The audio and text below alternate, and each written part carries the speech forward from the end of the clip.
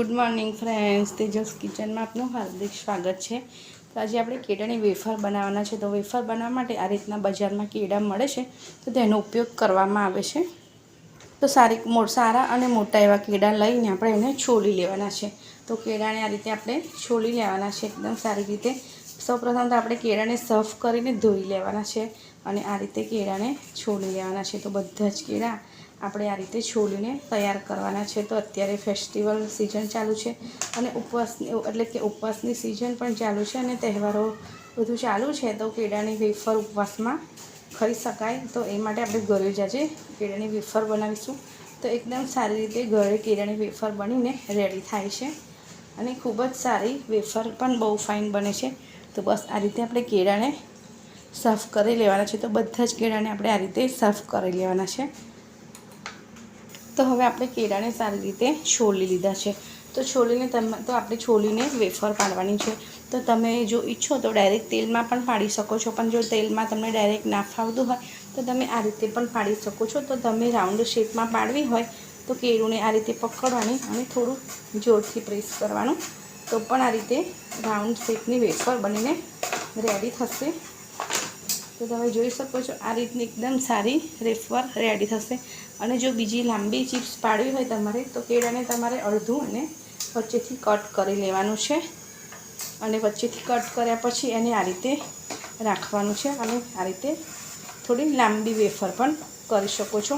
તો તમે આ વેફર કેળામાંથી ફક્ત 2 કટકા કરીને પણ કરી શકો છો અને 3 જેટલા પીસ બનાવીને પણ તમે આ રીતે વેફર બનાવી શકો છો। તો આ રીતે વેફર બનાવીશું તો આ રીતની વેફર રેડી થશે। તો તમને જેવી ગમતી હોય એવી વેફર તમે બનાવી શકો છો। તો હવે મેં તેલ પણ ગરમ કરવા માટે મૂકી દીધું છે। તો આ વેફરને આપણે તળી લઈશું। તો અહીં મેં તેલ પણ ગરમ થવા માટે મૂકી દીધું છે અને આ રીતની ચિપ્સ પાડી દીધી છે। તો જો તમને ડાયરેક્ટ ચિપ્સ બનાવતા ફાવતું હોય તો તમે ડાયરેક્ટ પણ કરી શકો છો। તો બસ આપણે આ રીતે એક ચિપ્સ એડ કરતા જઈશું જેથી કરીને એકબીજાને ચીપકે પણ નહીં અને એકદમ સારી આપણી વેફર છૂટી થાય। અને આને એકદમ મીડિયમ ગેસ પર જ આપણે તળવાની છે। જો સહેજ પણ તમે તળવામાં ઉતાવળ કરશો તો તમારી ચિપ્સ એકદમ નરમ થઈ શકે છે અને બીજી ચિપ્સને સાથે પણ બગાડી શકે છે। તો તમે આ રીતે એકદમ શાંતિથી આપણે એને તળવાની છે।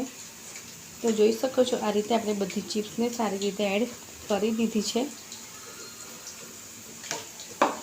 તો હવે એને હલાવતા જઈ અને એકદમ ધીમા ગેસ પર જ આપણે એને તળી લઈશું।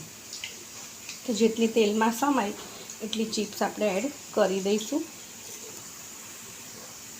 તો જોઈ શકો છો આપણી ચિપ્સ એકદમ સરસ દેખાઈ રહી છે। તો વચ્ચે વચ્ચે આપણે એને મિક્સ કરતા જવાનું છે અને ઉપર નીચે કરતા જઈને એકદમ મીડિયમ ફ્લેમ પર આપણે એને તળી લેવાની છે। તો બીજી આ રીતે પણ વેફર પાડી શકીએ છીએ। મેં અહીં કેળાના 2 ભાગ કરી લીધા છે અને આ રીતે આપણે એને ઘસવાની છે જેથી કરીને સીધી ડાયરેક્ટ તેલમાં પડે। તો આવી રીતે પણ તમે વેફર પાડી શકો છો, પણ તો તમને આ રીતે ના ફાવતું હોય તો આપણે જે પહેલાં રીત અપનાવી છે બસ એ જ રીતથી તમે વેફર બનાવી શકો છો। તો જોઈ શકો છો આપણે આ રીતની વેફરને થવા દેવાની છે। તો હવે આપણી એકદમ વેફર થઈને રેડી થઈ ગઈ છે, તળાઈ ગઈ છે। તો હવે આપણે એને કાઢી દઈશું।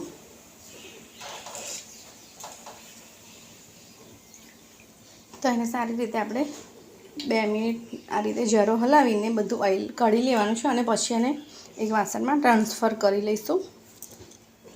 તો જોઈ શકો છો વેફરનો અવાજ પણ આવી રહ્યો છે। તો હવે આપણી વેફર એકદમ રેડી થઈ ગઈ છે। તો એને આપણે કાઢી લઈશું અને બીજી બધી જ વેફરને આપણે આ રીતે તળીને રેડી કરવાની છે। તો વેફરને તળતા લગભગ 5 થી 10 મિનિટનો સમય લાગે છે, પણ એકદમ મીડિયમ ગેસ પર જ એને તળવાની છે અને સહેજ પણ કેળું પાક્કું ના હોવું જોઈએ। જો કેળું સહેજ પણ પાક્કું હશે તમારી વેફર એકદમ જે ઢીલી થઈ જાય છે એવું થવાની શક્યતા રહે છે અને એકદમ ક્રન્ચી વેફર જોઈએ તો તમારે સારા એવા કાચા કેળાનો જ ઉપયોગ કરવાનો છે।